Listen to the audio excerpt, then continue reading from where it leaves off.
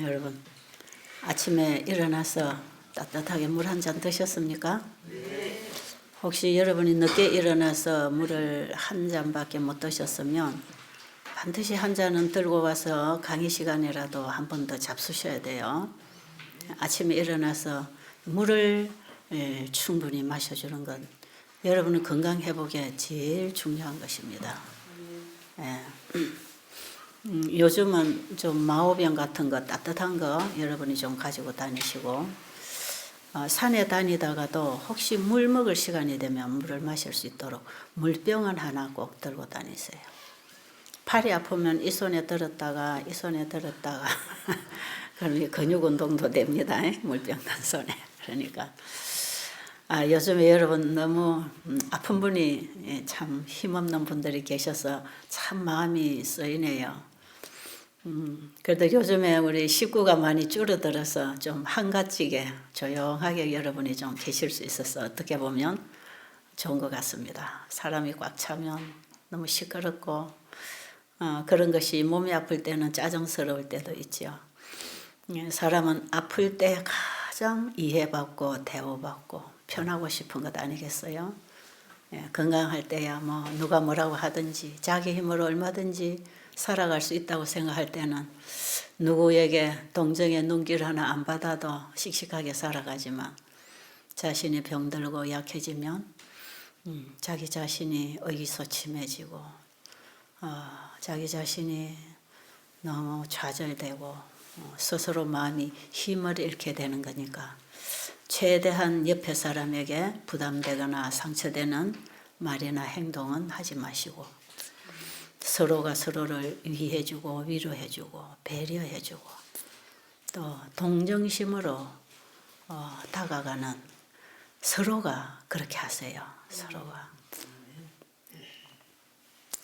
요즘에 우리 여기 모인 선교사들이 여러분들 위해서 참 많이 기도하고 있습니다. 아마 많은 사람들의 기도가 여러분의 영혼을 구원하는 응답으로 이루어지기를 바랍니다. 자, 예수님이 이 땅에 오셨는데 환자 치료하는 일을 복음을 전하고 설교하는 것보다 더 많이 하셨다 그래요. 근데 예수님은 병자를 고치기 위한 목적으로 이 땅에 오신 건 아니지요.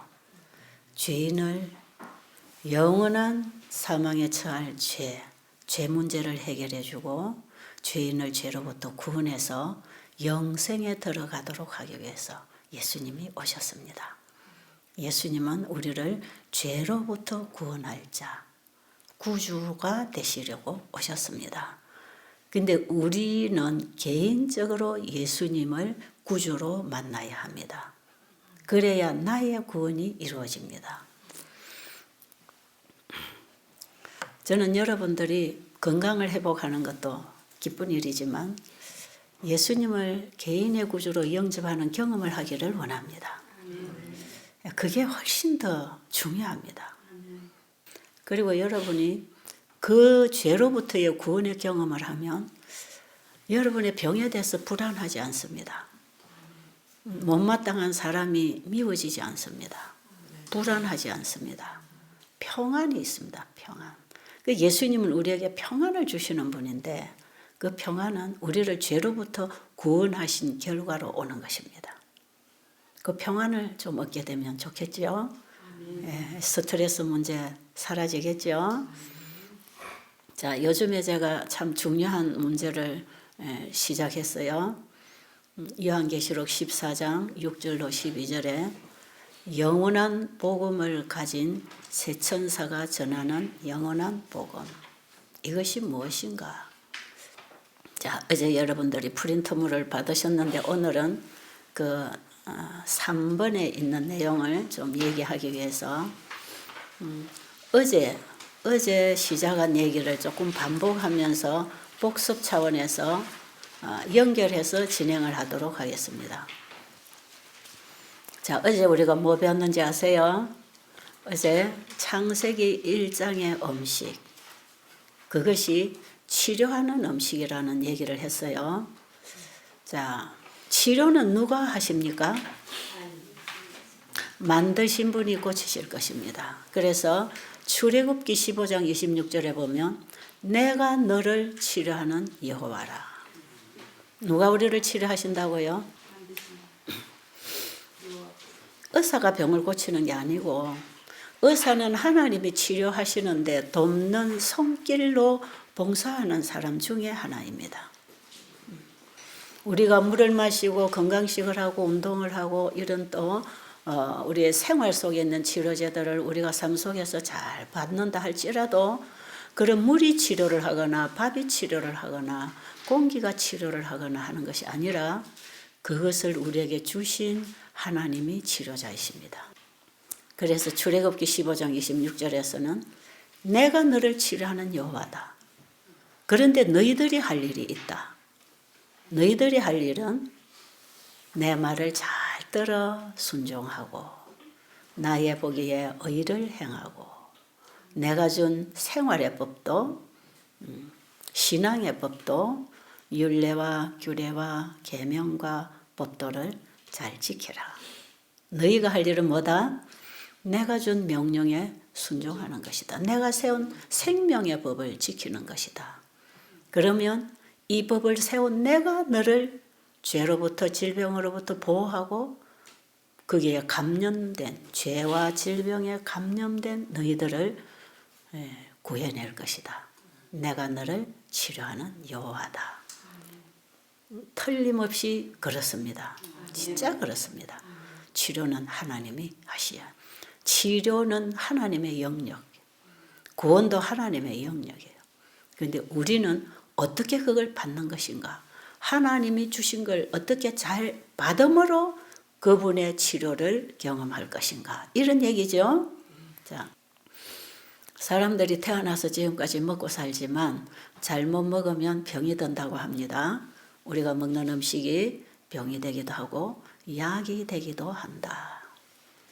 우리는 지금까지 병이 들어서 병드는 음식을 먹어서 병이 들었다면 이제 약이 되는 음식을 먹어서 치료를 받아야 되겠죠. 그렇죠? 자, 이런 공식은 너무나 뻔하고 당연하고 이것은 불변하는 진리입니다. 당연히 그대로 되는 것이고요. 자, 사람은 먹어야 삽니다. 먹지 않아도 살도록 만들어 놨다면 아마 숨만 쉬고 살도록 물만 마시고 살도록 해놨다면 그걸로 살겠는데 붕어처럼 그냥 물에서 물만 마시면 사는 게 아니고 사람은 반드시 먹을 양식이 있고 먹을 것을 하나님이 창조해 주셨고 자 그것이 다 창세기에 있다 그랬죠. 창세기 1장 11절에 하나님이 땅에는 씨 맺는 채소와 씨 가진 열매 맺는 과목을 내고 그 다음에 풀을 내라 그랬어요. 그러니까 그대로 되었다 그러죠. 무엇으로 창조하셨다고요? 말씀으로 창조하셨다. 하나님이 하늘에 큰 광명과 작은 광명들을 만드시고 큰 광명으로 낮을 주관하게 하시고 작은 광명이 밤을 주관하게 하시고 별들을 만드시고 땅에 빛을 비추라. 물을 만드시고 물은 뭐 하라 그랬죠? 생물들로 번성케 하라. 창세기 1장 20절에 하나님께서 사람을 창조하시기 전에 사람에게 필요한 모든 것을 다 만들어 주셨을 때 그것이 다 어디에서 왔다 그랬죠? 하나님의 말씀에서 왔다. 그래서 이 보이는 세계는 하나님의 말씀에서 나온 것들입니다. 놀랍지 않으세요? 지금 우리가 마시는 공기와 물이나 우리가 먹는 음식까지도 우리가 보는 새나 물고기나 이 자연 속에서 보여지는 모든 식물들이나 모든 생명체들, 생물들 이것들은 다 어디서 나왔느냐 하면 하나님의 말씀에서 나왔대요. 그 하나님의 말씀이 대단하잖아요. 대단하지요. 이것을 요한은 요한복음 1장에서 이 말씀이 이 세상을 창조했다고 기록하고 있습니다. 그렇죠? 1장, 2장, 3장, 4장까지 보면 빛이 있으라. 그리고 우리가 보는 이 세계는 그 말씀이 없이는 만들어진 것이 없다 그랬고, 그런데 그 말씀이 육신을 입고 이 땅에 오신 분이 예수님이다. 자, 그것까지 연결을 해야 돼. 그러면 창세기 1장에 말씀으로 창조된 이 모든 물질은 누구를 통해 창조되었어요? 예, 태초부터 말씀으로 계신 예수님이 창조주시다. 그렇죠?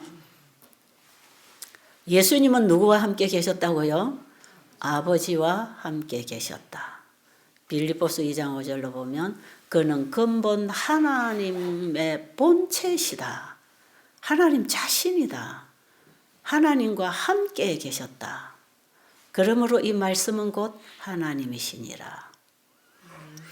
어제도 몇 분들이 저하고 상담을 하면서 다 영적인 부분을 갈급하는 모습들을 보고 참 저는 고마웠습니다. 성경을 어떻게 공부를 해야 예수님을 빨리 알 수 있을까요? 그런 문제를 가지고 상담을 했는데요. 제가 그래서 창세기 1, 2, 3장을 반드시 읽고 그 다음에 요한복음으로 가서 사복음서 중에서도 요한복음을 읽으시라고 제가 늘 그런 얘기를 해드리죠. 요한복음은 사복음서 예수님의 그 생애를 기록한 사복음서 중에 예수님이 누구신지를 그분의 인성과도 예수님이 인성으로 이 땅에 계실 때도 가장 가까이서 예수님을 만난 제자가 요한이고요. 그리고 요한이 마지막까지 살면서 밤모섬에 가서 계시를 받았는데 요한 계시록을 받았습니다. 그죠? 그래서 요한 계시록입니다. 요한이 받은 계시예요. 그 요한이 요한 계시록을 밤모섬에서 다 받으면서 자기가 사람으로서 인간으로서 자기와 함께 먹고 마시고 대화하고 그 심장의 박동 소리를 듣고 같이 느끼면서 그 사랑을 먹고 변화를 받은 이 요한이 그 육신으로 오신 그 예수님과 가까이 했던 요한이 이제는 신성이고 하나님이신 그 예수 그리스도가 하늘에서 무슨 일을 하실 것이며 이 땅에 무슨 기별을 보내고 계시는지 그 예수님에게서 직접 계시를 받으면서 그 예수님이 누군지를 너무 잘 알아요. 그래서 사실 요한계시록을 기록한 다음에 요한이 요한복음을 기록했어요. 예, 그러니까 어느 누구보다도 요한은 예수님에 관해서 잘 압니다.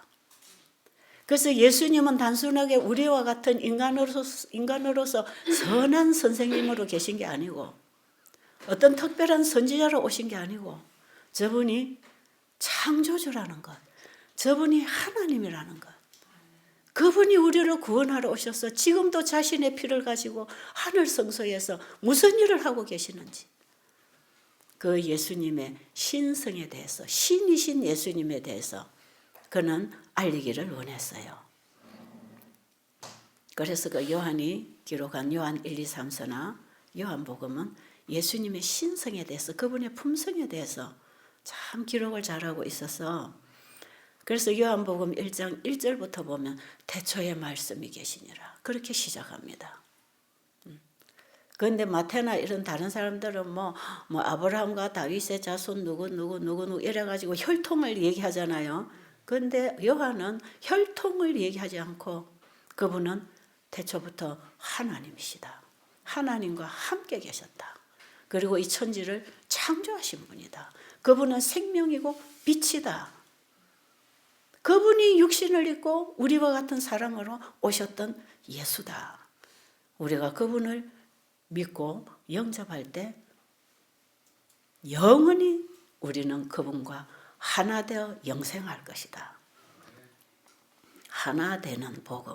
특히 예수님의 인성이 우리의 인성과 하나 되고 예수님의 신성이 우리의 신성을 만들어서 영원히 예수님의 인성과 우리의 신성이 하나 되는 복음을 요한복음에서 많이 기록하고 있습니다. 그렇죠?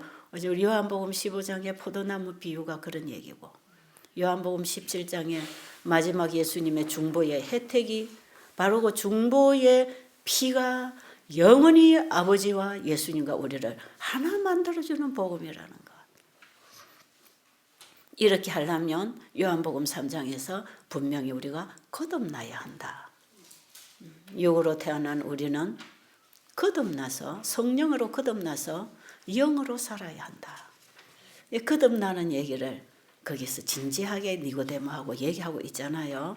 그래서 여러분 요한복음을 깊이 보면 창세기의 창조주가 보이고요. 창조주가 우리를 구원하러 오신 구주가 보입니다. 그래서 만드신 분이 고치신다고 하는 그 영원한 복음이 거기서 잘 드러나 있어요. 그걸 여러분들이 쉽게, 이 성경의 양이 너무 많아서 여러분 참 시간이 많이 걸리고 이해가 둔하잖아요. 창세기 1, 2, 3장을 딱 보면 1장, 2장에 죄가 없는 세상, 3장에 죄가 들어왔고 죄인을 구원하기 위하여 예수님이 여자의 후손으로 오셔서 죄를 가져다 준 사탄의 머리를 박살내고 영원히 죄를 끝내줄게. 이거 죄인에게 준 최초 시초 시작의 복음입니다. 아십니까? 창세기 3장 15절에 이 복음이 온 성경을 통해서 가르쳐지고 있고 마지막에 요한계시록 14장 6절로 12절까지 있는 세 천사, 셋째 천사의 기별에 이 원래 하나님이 주신 이 복음의 선포가 마지막에 마무리하겠다. 그래서 지금 마지막 세 천사 중에 첫째 천사가 공중을 날아가면서 하나님을 두려워하며 그에게 영광을 돌리라. 이는 그의 심판하실 시간이 이르렀으냐는 그 심판하실 시간은요. 창세기 1장 15절에서 이미 하나님께서 죄를 가져다 준 사단에게 바로 너구나 너의 머리를 깨버릴 것이다. 내가 이 죄를 끝내주러 이 땅에 여자의 후손으로 갈 것이다. 그래서 갈라디아서에 보면 예수님이 여자의 몸에서 나셨다고 됩니다. 그죠? 마리아의 몸에서 예수님 나셨지요. 여자의 후손으로 오신 것은 남자로 유전받은 죄를 끊어버리고 새 생명을 가지고 여자의 몸을 빌려서 예수님이 태어나셨기 때문에 예수님은 죄 없는 분입니다. 그래서 남자의 족보를 따라 나지 않았어요.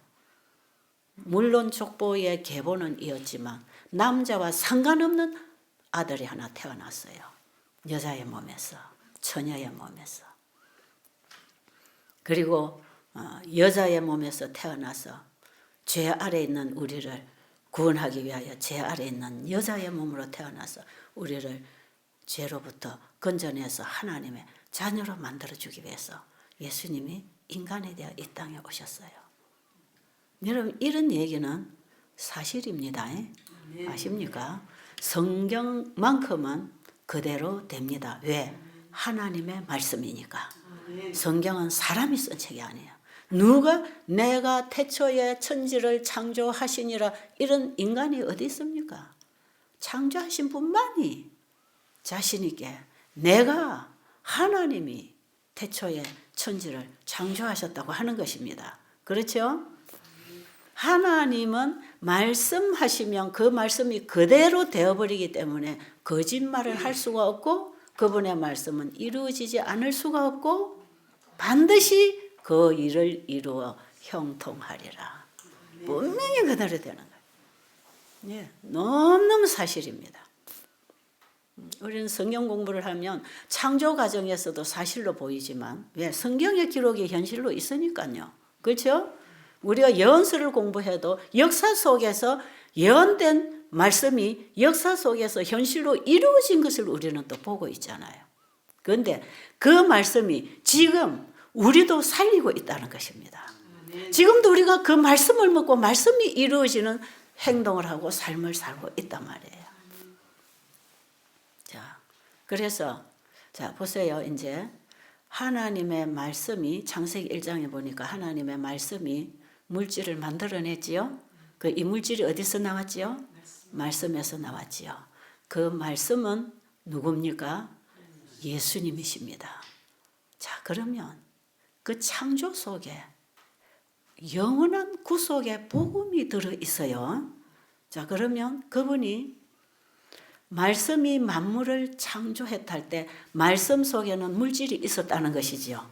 그렇죠. 그래서 요한복음 1장 1절에 태초에 말씀이 계시니라, 그 말씀으로 만물이 창조되었다 할 때에 요한복음 1장 1절에 그 말씀을 원어에서는 물질하고 동일어로 취급되고 있다 이 말이에요. 그러니까 우리의 말은 어떻습니까? 우리의 말은 물질하고 같이 나오는 거 아니죠. 우리의 말은 어떤 뜻을 전달하는 그런 일을 하고 있죠. 하나님의 말씀은 물질을 이루어냅니다. 물질을 창조해냅니다. 그래서 하나님 말씀하면 그것은 물질하고 같은 의미를 가지고 있는 단어입니다. 그게. 우리가 성경에 하나님 말씀할 때는 거기에는 분명히 물질이 따라오는 그대로 이루어진다. 말씀이 현실로. 그래서 제가 어제도 얘기했잖아요. 지금 우리가 보는 세상에 보이는 천연계들, 보이는 물질들, 이 보이는 물질을 가지고 보이지 아니하는 그 하나님의 신의 세계를 우리는 공부하고 있는데, 예수님은 그래서 보이는 물질을 가지고 보이지 않는 영적 세계를, 진리를 가르쳤다 이 말이죠. 그게 실물교훈이라고 그랬죠. 이것이 천연계에 숨겨진 진리라고 그랬죠. 이 보이는 물질 속에는 보이지 아니하는 하나님 속에 감추어져 있던 진리가 드러나서 우리가 물질을 통해서 진리를 만나도록 되어 있습니다.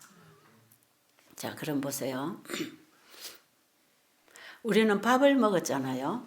그렇죠? 우리가 창세기 이제 1장 29절, 창세기 1장 11절에 그 씨 맺는 채소와 그 나무들은 창세기 1장 29절에 우리가 먹을 양식으로 이제 만들어 주셨다고 할 때, 우리는 씨 맺는 채소와 씨 가진 열매 맺는 나무들에서 나오는 걸 우리가 이제 식물로 먹고, 짐승들은 푸른 풀을 먹어요.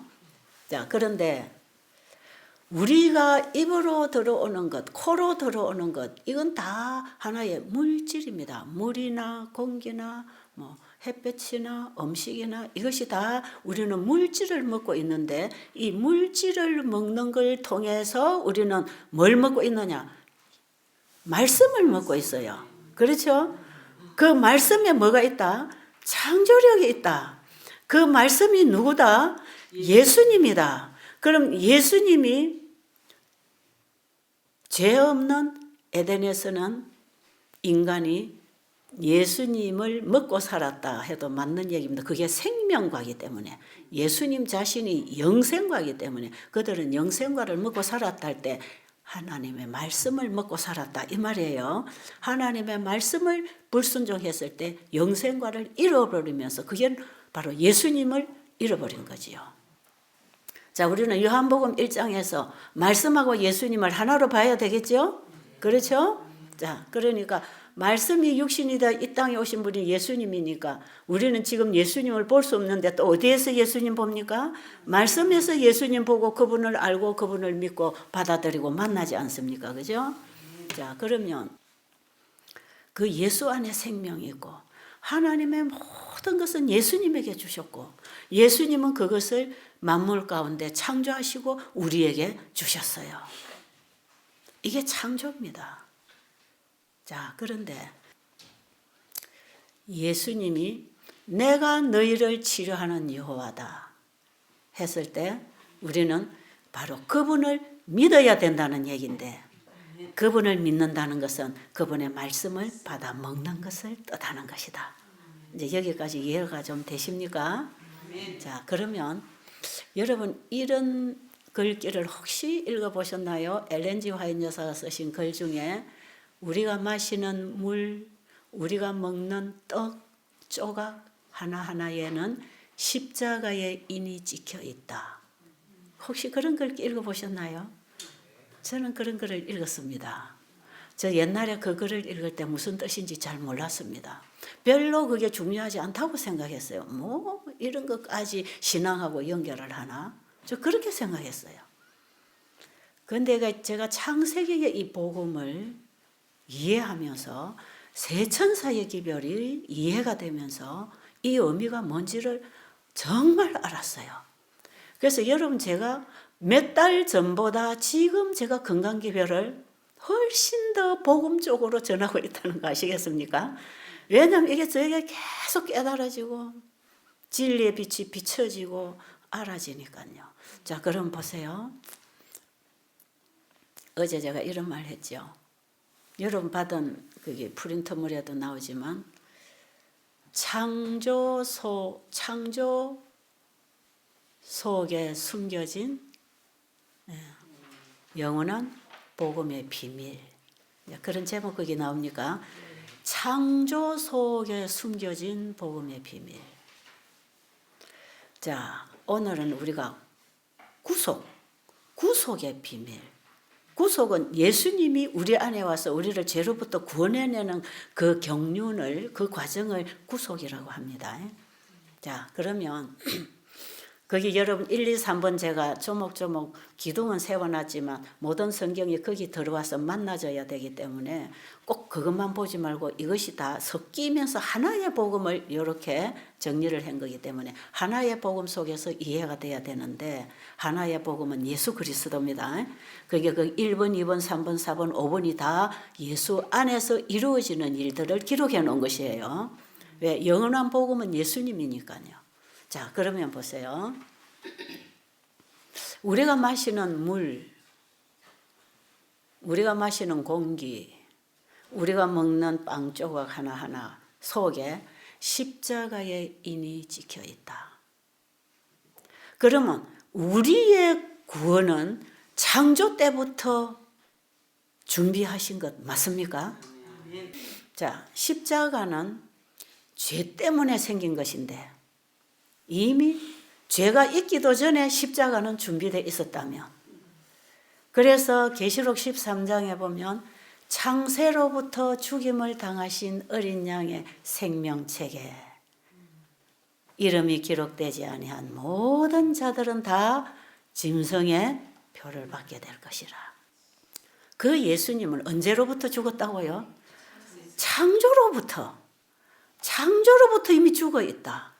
그러니까 우리의 구원은 영세 전부터 하나님 속에 감추어졌던 비밀이 죄가 있는 그곳에 나타난 것뿐이다.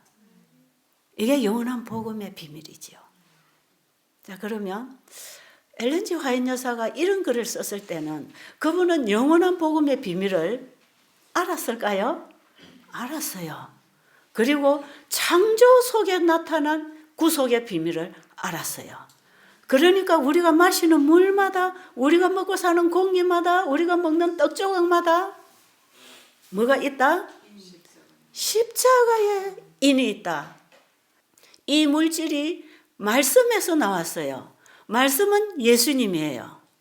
예수님은 우리가 십자가를 통해서 지금 예수님을 믿습니다. 그렇죠? 예수님이 이 땅에 오셔서 왜 십자가 지셨나요? 우리의 죄를 처리하기 위해서. 그러니까 죄인에게는 복음이 창조 속에도 와 있다. 이해하십니까? 자, 그러면 지금 우리는 이제 어제도 우리 밥 먹는 얘기 했어요. 그리고 여러분이 건강식을 어떻게 하는지, 어떻게 요리하는지 여러분이 인터넷에 들어가서 얼마든지 이제 찾아서 그거는 공부하면 되겠고요. 오늘은 제가 이 복음의 맥을 따라서, 영원한 복음의 맥을 따라서 식사, 우리가 먹는 음식이 도대체 어떤 의미를 가지고 있는지를 이제 여러분에게 조금 복음으로 이해를 시켜드리기 위해서 제가 이 부분을 얘기합니다. 지금까지 얘기가 정리가 됩니까? 네. 이거 여러분 좀 이해했으면 너무 좋겠어요. 너무 어렵다 그렇게 생각하지 마시고 굉장히 쉬운 얘기니까 여러분 정신을 똑바로 차리고 아픈 거 생각하지 말고. 자, 여러분, 자, 음식이 우리 몸에 들어가서 무슨 일을 합니까? 생명을 줍니다. 한마디로 말하면 건 에너지 하지만 한마디로 생명이에요. 그러면 음식 안 먹으면 어떻게 된다는 겁니까? 죽는다는 것입니다. 어떤 인간도 어떤 대장부도 음식 안 먹으면 힘 못 써요. 죽어요. 그러니까 음식은 우리에게 바로 생명하고 똑같은 것이에요. 그러니까 우리가 먹는 음식이 피가 되고 피는 몸에 생명을 준다. 맞습니까? 예. 바로 우리가 마시고 먹고 사는 모든 음식이 뭐가 되고요? 피가 되고, 우리가 먹는 대로 피가 만들어집니까? 이 피가 되고, 이 피가 우리 인체의 모든 세포에 뭘 준다? 생명을 준다. 그래서 피가 통하지 않으면 거기에 생명 세포가 기능을 잃어가고 썩어가고 죽어가는 것이에요. 그래서 깨끗한 피에 원활한 혈액순환은 바로 건강을 주는 좋은 치료제입니다. 그렇기 때문에 우리가 건강식을 먹어서 좋은 피를 만들어서 세포에 전달해야 건강세포가 활동을 해서 건강을 회복하는 거 아니겠어요? 그러니까 우리가 마시고 먹는 모든 음식은 바로 우리 몸에 생명을 주는 재료들이다. 피가 생명을 준다면, 피가 바로 생명이라면. 그러니까 우리 몸의 모든 인체기관을 이루고 있는 세포가 살아 활동하고 있는 것은 무슨 힘으로 산다? 밥 힘으로 산다. 그래도 되겠습니까? 예, 밥 힘으로 산다. 떡을 먹었기 때문에 그것이 피가 되고 우리 몸에 생명을 줘서 우리가 힘을 내고 생각을 하고 감정이나 사고나 이 모든 영적, 지적, 육체적 활동이 전부 이 밥으로 이루어진다. 그런 말이 되겠습니까? 예, 밥을 먹고 살아서 그래서 우리 몸하고 음식하고는 함께 간다. 함께 섞여 있다. 이거 분리되면 죽는다. 그렇죠? 자, 이것을 우리는 이 보이는 실물을 통해서 지금 이걸 이해를 하는 것이고, 자, 그러면 예수님은 마태복음 4장 4절에 보면 사람이 떡으로만 사는 것이 아니라 뭘로 산다?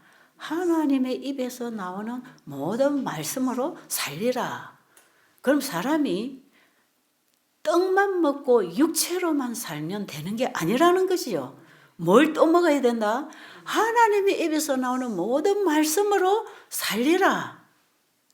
그러니까 두 가지 음식 먹어야 되겠죠. 우리 인간은 두 가지 음식을 먹는데 하나님의 말씀이 만들어낸 물질도 우리가 이 물질로 되어 있는 육체를 위해서 먹어야 되고, 그 생명이 있고 신성의 능력이 있고 창조력이 있는 하나님의 말씀을 우리가 영어로 진리로 마음으로 영적인 양식으로 말씀을 먹고 또 우리의 영적인 기능이 함께 활동해서 사는 게 인간이다. 그러니까 우리 인간은 육체로만 사는 게 아니고 영으로 사는 존재다.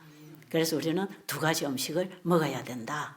그리고 우리의 육신은 죄로 태어난 이 육신은 썩어서 흙으로 돌아가겠지만 영생하는 말씀의 양식을 먹고 내 영이 영원한 생명하고 연결되면 죽어도 그 생명으로 부활해서 영생한다. 그런 거지요.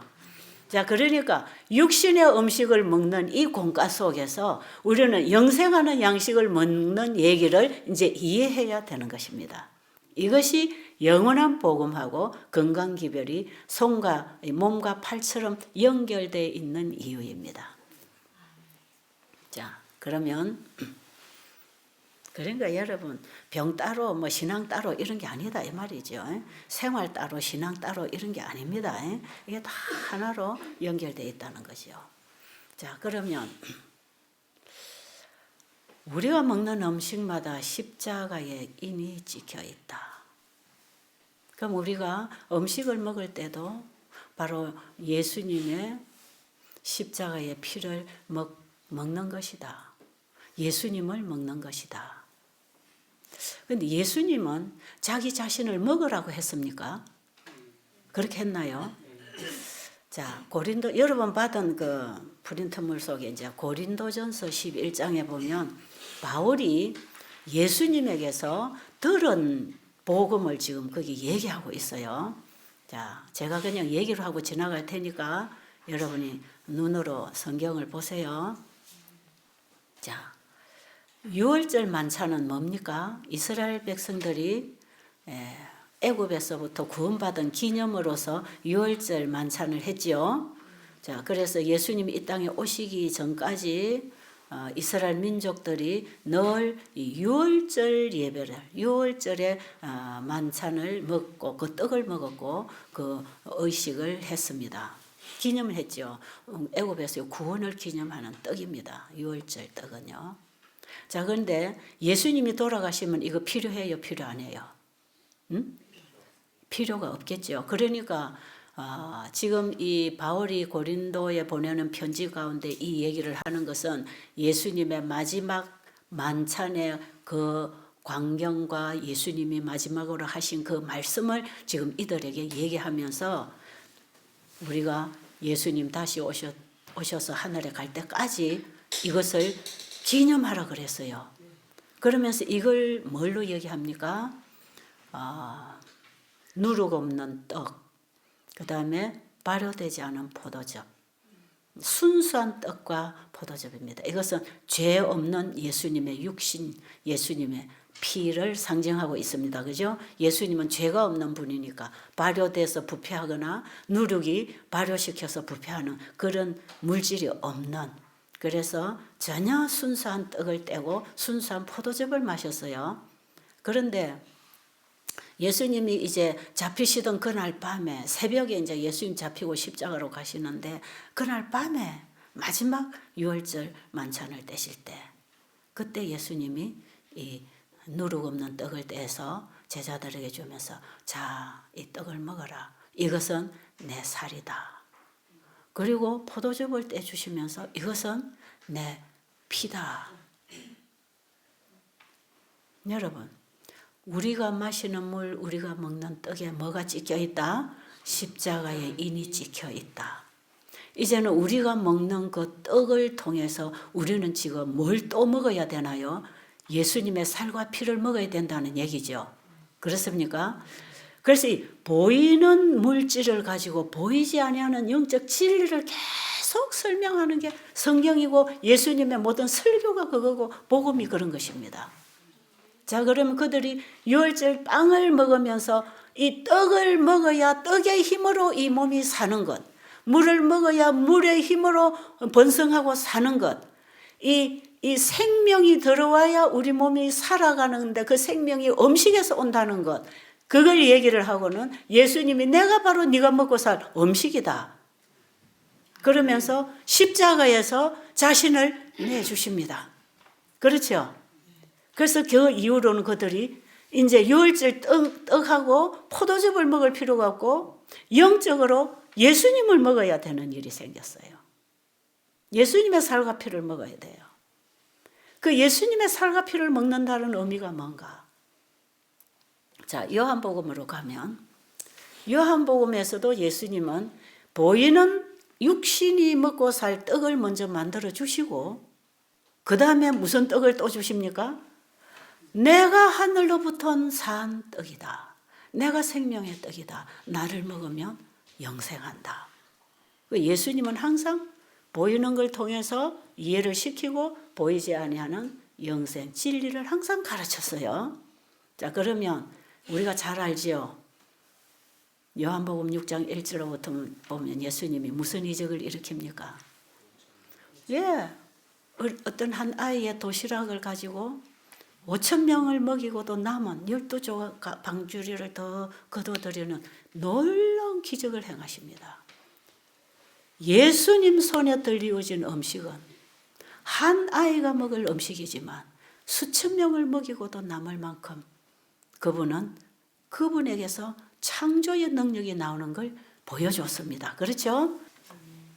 그래서 그 때에 모였던 청중들은 바로 그 창조의 생명이신 그 물질적인 떡을 먹었지만 바로 이어서 그들은 무슨 떡을 먹어야 된다는 걸 알아야 됐어요. 우리가 이 떡을 먹고 배부른 것처럼 그리고 우리가 일을 하고 힘을 쓰고 살아가는 것처럼 하늘로서부터 떡을 먹어야 된다. 히브리서 3장에 보면 이스라엘 민족들이 광야에서 죽었습니다. 너희 조상들이 광야에서 만나를 먹었지만 다 죽었다. 왜? 순종치 아니함으로 죽었다. 근데 예수를 믿음으로 순종하는 자는 산다고 하는 얘기를 하고 있고요. 그 만나를 먹여주시는 그 이적 속에서도 바로 우리의 영원한 양식이신 예수님의 이 구속의 복음이 전해지고 있는 것입니다. 자, 그런데 지금 요한복음 6장에서도 떡을 먹여주면서 그 떡을 통해서 우리의 구주가 되시는 예수를 먹어야 산다는 걸 가르쳐 줍니까? 그렇지요? 자, 그러면 6장 51절부터 거기 적혀 있죠. 한번 볼게요. 한번 읽어보세요. 하늘로서 내려온 산 떡이니 사람이 이 떡을 먹으면 영생하리라. 나의 줄 떡은 곧 세상의 생명을 위한 내 살이로라 하시니라. 예수께서 이르시되 내가 진실로 진실로 너희에게 이르노니 인자의 살을 먹지 아니하고 인자의 피를 마시지 아니하면 너희 속에 생명이 없느니라. 내 살을 먹고 내 피를 마시는 자는 영생을 가졌고 마지막 날에 내가 그를 다시 살리리니 내 살은 참된 양식이요 내 피는 참된 음료로다. 내 살을 먹고 내 피를 마시는 자는 내 안에 거하고 나도 그 안에 거하나니 살아계신 아버지께서 나를 보내시매 내가 아버지로 인하여 사는 것 같이 나를 먹는 그 사람도 나를 인하여 살리라. 예. 뭘 먹고 살아야 된다고요, 우리가? 예. 예수님을 먹는 그는 예수님으로 인하여 살리라. 여러분, 이 말씀 속에 성경 전체가 들어옵니다. 그 한 말씀이지만 이거는 또 바울이 갈라디아 2장 20절에서 내가 그리스도와 함께 십자가에 못 박혔으니 이제는 내 안에 내가 사는 게 아니고 내 안에 그리스도가 사시는 것이라. 그 예수님을 믿고 영접한 걸 얘기하지요. 예수님을 내 안에 영접하기 위해서는 내가 어떻게 해야 된다? 죽어야 된다. 이제 내 안에 주인 바꾸는 게 신앙입니다. 이게 요한복음 3장에 거듭나는 얘기고요. 자, 내가 그리스도와 함께 십자가에 못 박혀 죽었다. 그러므로 이제 내 안에는 내가 사는 게 아니고 누가 산다? 예수 그리스도가 내 안에 사신다. 이제 이후로 내가 사는 것은 하나님의 아들을 믿는 그 믿음으로 사는다. 하나님의 아들을 내가 믿음으로 받아들이면 하나님의 아들이 내 안에서 예수의 믿음으로 산다. 같은 얘기인데요. 번역에 여러 가지 번역이 따로따로 있어요. 근데 같은 얘기입니다. 우리가 예수님을 내 안에 영접하면 예수님을 내 안에 영접하는 게 믿음이에요. 예수님을 내 안에 영접하면 이제 내 안에 나는 없어지니까 내가 할 일이 있어요, 없어요? 없어요. 그러니까 내 안에서 이제 누구 할 일이 남았습니까? 예수님이 할 일이 남았지요. 근데 예수님이 어떻게 일한다고요? 믿음으로. 아버지로 인하여 사는 그 믿음으로 예수님이 내 안에서 살아서 나로 하여금 살게 하겠다. 이게 하나 되는 얘기입니다. 이게 영원한 복음의 구속의 경륜 속에 하나 되는 얘기예요. 이것을 지금 여기는 떡을 먹는 얘기로 얘기한단 말이에요.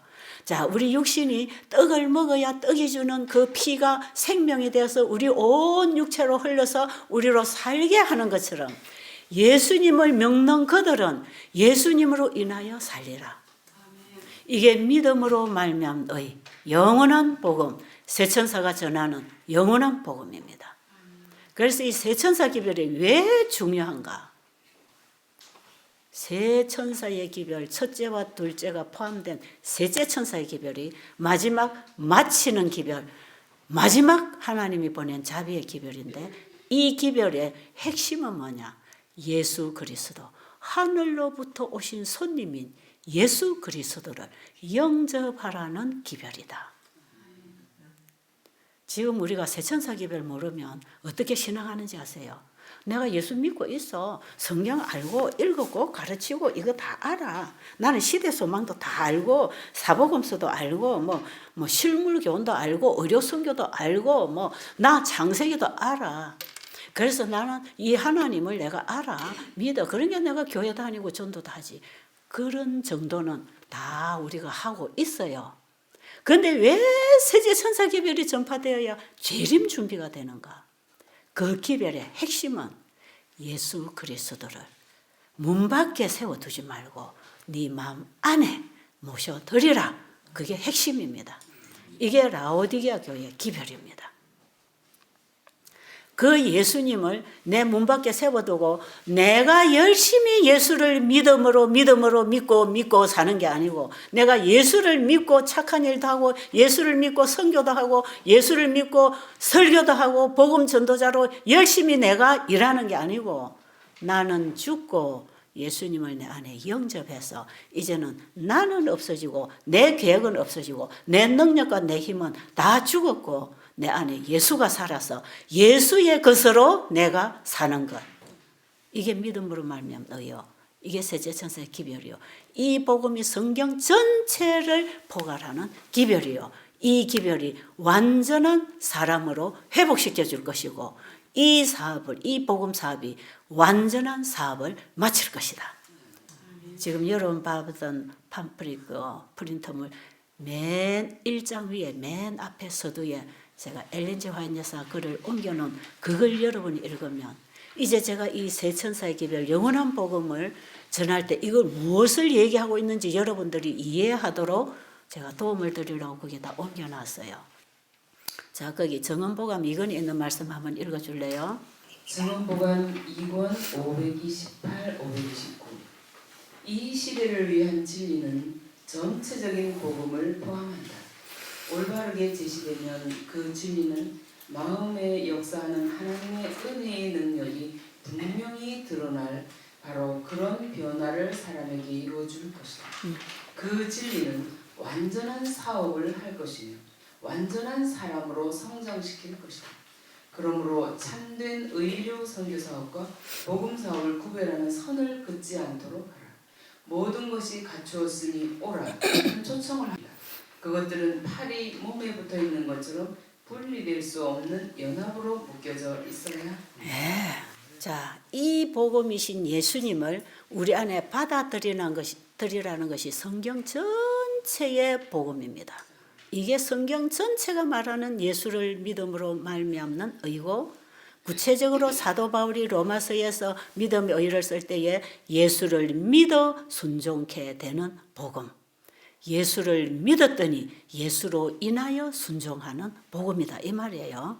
이건 우리가 다음 시간에 또 얘기하기로 하고요. 자, 여기에서 우리가 이 믿음으로 말미암은 의의 이 셋째 천사 기별은 현대 진리이신 예수님을 내 안에 영접하면 내 마음에 변화가 일어날까요? 변화가 일어납니다. 여러분, 변화가 일어납니다. 마음에 변화가 일어나요. 우리의 마음을 성결하게 해줍니다. 죄로부터 구원을 해줍니다. 미움, 시기, 질투로부터 자유케 해줍니다. 내가 손해보는 것 때문에 억울해서 원수 삼지 않습니다.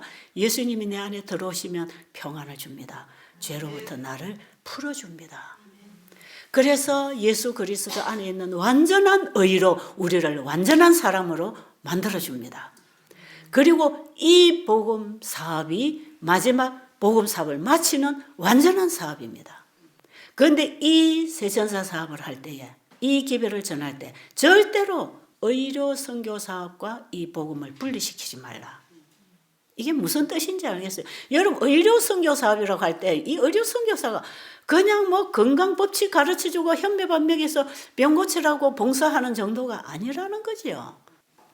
영원한 복음이 몸이라면 의료 선교는 팔이 될 때 이게 붙어야 건강한 사람이잖아요. 여러분, 팔만 떨어져 돌아다니면 흉측스럽겠죠. 그리고 몸에 팔이 떨어져 버린 몸은 또 그것도 좀 흉스럽겠지요. 무슨 정상적인 건강한 사람이라 할 수 있겠어요. 근데 복음 사업에 의료 선교가 떨어져 나가면 불구가 된다면 불구. 팔 없는 몸하고 똑같다 이 말이에요. 그런데 이 완전한 사람으로 만들고 완전한 복음 사업으로 맞춰지는 이 사업에 반드시 팔에 몸에 뭐도 붙어야 된다? 팔도 붙어야 된다. 그래야 건강한 복음, 능력을 주는 복음이 된다. 왜 이런가? 자, 몸이 되는 복음은 예수님이지요.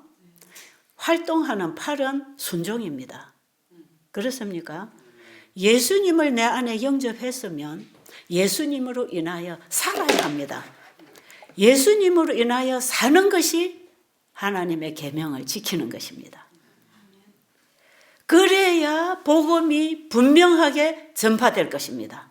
이 복음이 율법과 복음이 분리되어 가지고 한쪽에서는 열심히 계명을 지켜야 되고 한쪽에서는 예수만 믿으면 되고 이런 잘라진 불구의 복음이 아니고 이 복음하고 행위하고 율법과 복음이 하나에 있다.